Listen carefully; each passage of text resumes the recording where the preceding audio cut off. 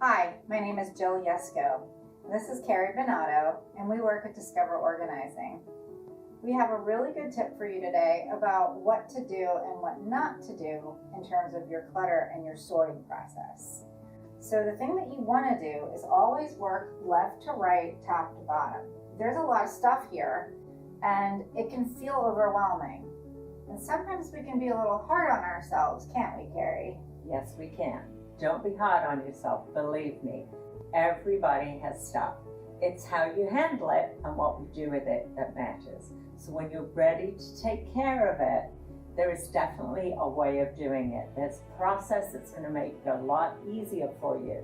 And one of that is to do top to bottom, left to right. And we try to only handle it once. If you can try and handle it once, don't pick it up, put it down.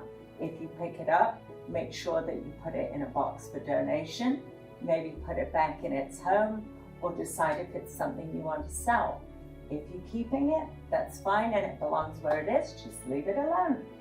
Do you want this bracelet? No thanks. I'll donate it.